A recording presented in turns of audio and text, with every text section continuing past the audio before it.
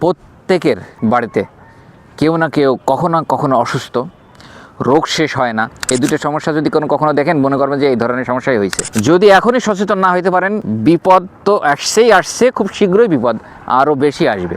আগে আমাদের সমাজে টিভি ছিল না তেমন একটা, হঠাৎ টিভি আসলো, এরপরে টিভিটা রঙিন টিভি হলো এবং রঙিন টিভি হওয়ার পরে বিটিভি চলতো অ্যান্টিনার মাধ্যমে। এরপরে হঠাৎ আসলো ডিশ লাইন, এরপরে ঘরে ঘরে টিভি, এরপরে চাইনিজ টিভিগুলো আসার পরে এমন কোনো জায়গা নাই যে এই টেলিভিশন নামক জিনিসটা পৌঁছায় নাই। ফলশ্রুতিতে দেখা গেছে যে ডিশ লাইনের ভিতরে এমন এমন চ্যানেল এসেছে যে চ্যানেলগুলা ভারতীয় চ্যানেলে ভরা। 50টা চ্যানেল থাকলে তার ভিতরে 30টাই ভারতীয়। সিনেমা, সিরিয়াল, নাটক, শুধুমাত্র গান, খেলাধুলা, সয়লাভ। এরপরে যে জিনিসটা হয়েছে সেটা হলো ঘরে ঘরে হিন্দি সিরিয়াল। আর যখন হিন্দি সিরিয়াল চলা শুরু করছে, আপনি হয়তো খেয়াল করে দেখছেন কিনা জানি না, বিশেষ করে পূজার সময় এমন অবস্থা থাকে যে ঘরের ভিতর শুধু সিরিয়াল এবং ঢাক, ঢোল, শঙ্খ, উলুধ্বনি, সনাতন ধর্মীদের যে রীতিনীতি রেওয়াজ সবগুলো আপনার ঘরে চলতে থাকে।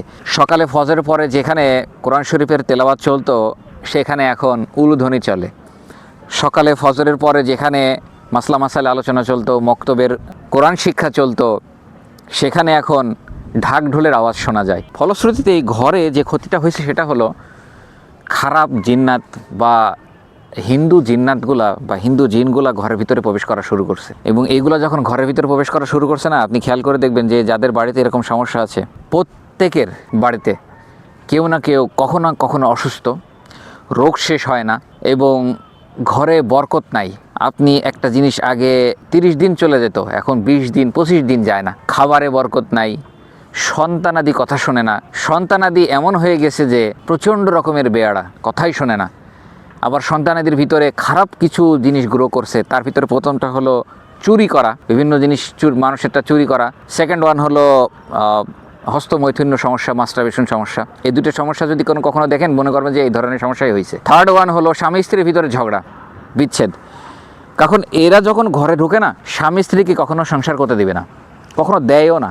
যে কোনো না কোনো উপায়ে স্বামী স্ত্রীর সাথে ঝগড়া লেগেই আছে। এদের ভিতরে আবার একটা গ্রুপ আছে যারা তান্ত্রিক টাইপের বা মানে খারাপ জাদুটনা করতে পারে। এরা যখন খারাপ জাদুটনা করে না, এই পরিবারটা মানে এমন হয়ে যায় যে কিছু কিছু পরিবার, আপনি হয়তো শুনছেন যে এক পরিবারের 8 জন একই সাথে ট্রেনের তলায় সুইসাইড করছে, ট্রেনের সামনে ঝাঁপ দিয়ে সুইসাইড করছে। এই যে সমস্যাটা না, এগুলো হয়েছে এইগুলোর কারণে।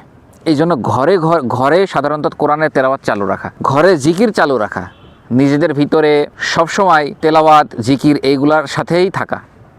এতে করে দেখা যায় যে এই ধরনের খারাপ দিনগুলো থেকে বাঁচতে পারবেন। আর যদি ভারতীয় সিরিয়াল, ভারতীয় সিনেমা বা ওই পূজা পার্বণের যাবতীয় জিনিসগুলো আপনার ঘরে চলে না, আপনি ধৈরাই নেবেন যে আপনার ঘরে ঢুকছে এবং আপনার ঘরটা বরবাদ করেই ছাড়বে তারা। এই জন্য ভাই, আল্লাহ তাআলা শুভবুদ্ধির উদয় নসিব করুক। আমার জন্য দোয়া করবেন, আপনাদের জন্য দোয়া করি। যারা যারা আমার ভিডিও দেখছেন, দেখা গেল যে একজন মানুষের ইনকাম 30,000, তার ওষুধের পেছনে যাইতেছে 10,000, আর অন্যান্যগুলো তো আরও নাই। আল্লাহ তাআলা আমাদেরকে বোঝার তৌফিক দান করুক, আমিন।